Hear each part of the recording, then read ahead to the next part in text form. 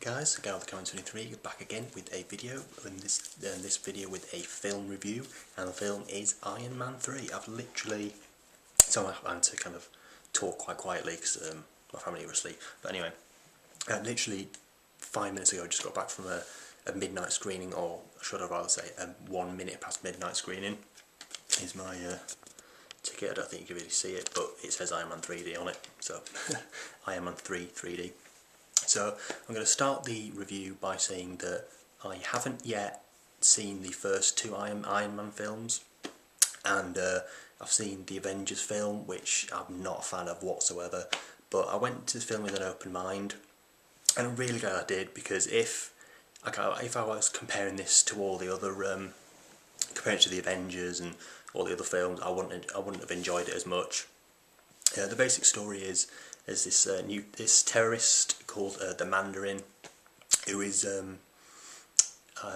sets off bombs in different kind of places around the world, and Tony Stark has to he's been after the events of the Avengers, he's been kind of having panic attacks and kind of flashbacks to what happened, and so he's been kind of not in the Iron Man suits. He's been kind of like working out new suits and stuff, and then this the Mandarin comes out, and he has to try and stop him. So that's the basic plot of the film.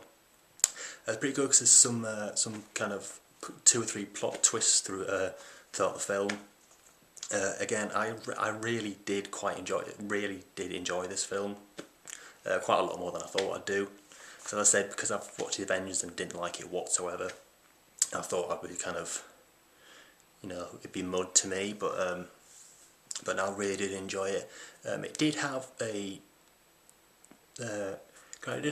same problem as the Avengers, but not as much, with the kind of the pointless kind of one-liners, like in the middle of an action scene, there's like looks in the camera and stuff, but that's kind of saved to the kind of the finale battle and things.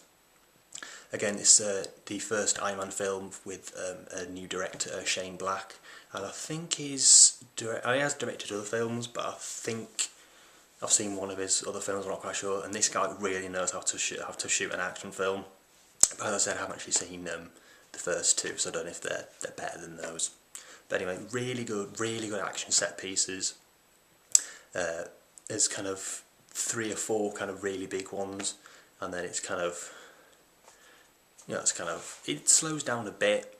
Could have been doing a kind of, because it is like 2 hours 10 minutes, I suppose it could have been kind of cut down to just 2 hours, in my opinion, but it didn't drag at all, for me at least. What else? The acting, obviously, Robert Downey Jr. is just perfect as Tony Stark, aka Iron Man. Really good, really funny. Like I said, I don't want to have to keep comparing it to the Avengers, but in the Avengers he was like the funniest guy in it, even though some of his stuff wasn't great. But anyway, but really funny in this. Like I said, Robert Downey Jr. is perfect fit, and Gwyneth Paltrow as Pepper Potts. She didn't have, she had enough to do. She was kind of the hostage kind of thing quite a lot of the time, so quite a lot of shit happens to her. But again, really good job, Gwyneth Paltrow. Who else? Rebecca Hall, who I believe is a new character to the Iron Man universe, and she did good. Again, she didn't have that much to do, but she's pretty good at what she did have to do.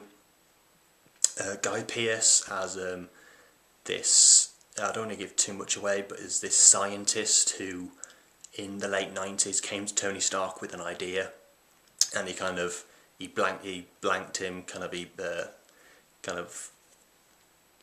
said he was going to help him and didn't. So it's that kind of what's the word? Animosity to Tony Stark, and he's the kind of, again, I don't want to give away too much, but it's like kind of more than meets the eye with him. Who else is there?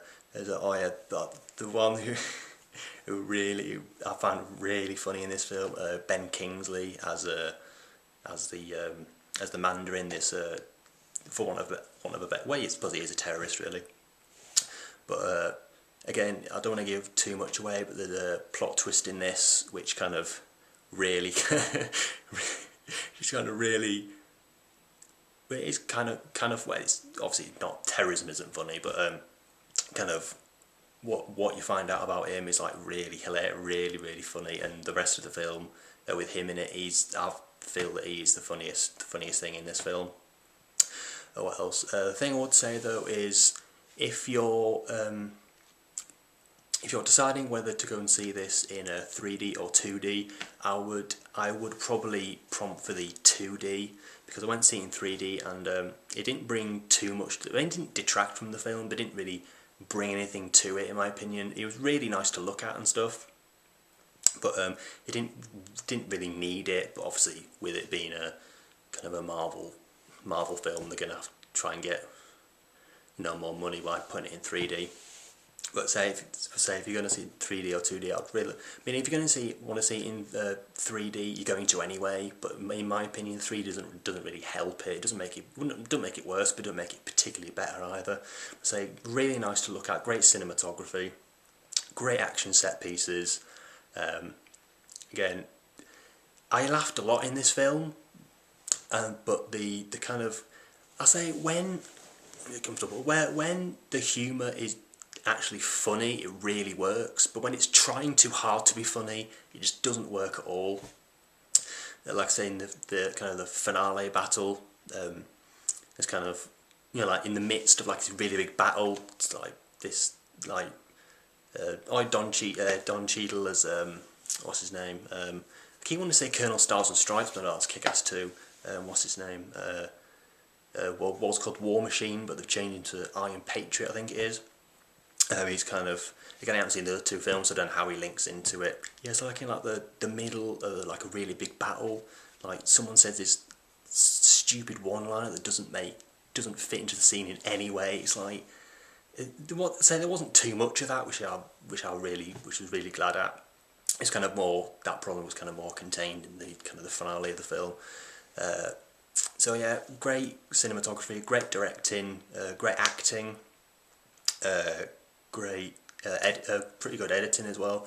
It's kind of, I mean, it differs sometimes, because some, like for the kind of the comic book style, sometimes like the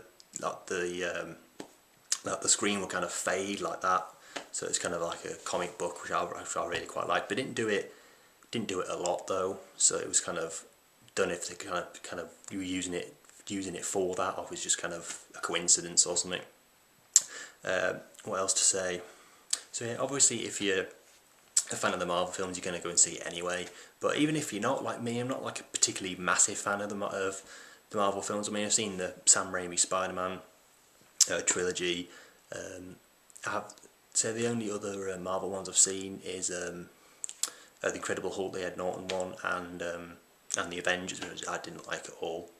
But luckily it wasn't too much like the Avengers. It had kind of the same kind of traits, but not as annoying. But yeah, like I've said about 3 times now, great directing, great acting, great action set pieces, great cinematography.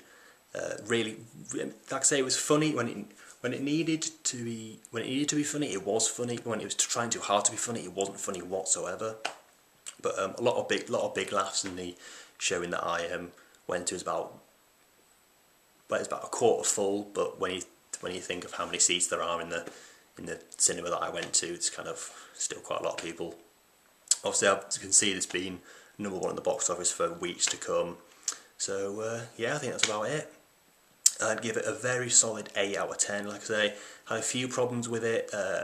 Also, I didn't see too many kind of continuity errors, because with the Avengers, it was like all over the place. There's like so many problems with it. But this, there was maybe 1 or 2, but nothing to get kind of het up about. So yeah, give it a solid 8 out of 10. I think I will kind of try to get the first 2 on a Blu-ray, because I think I'll quite enjoy them.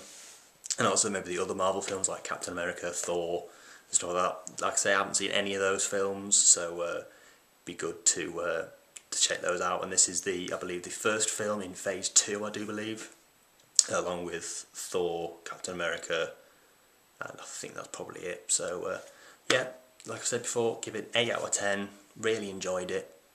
It's not one of those films that I'd kind of rush out to see again, but if it's on like television in a few years to come, I'd watch it. So yeah, so that's been my review for Iron Man 3 starring Robert Downey Jr. Give it a solid 8 out of 10.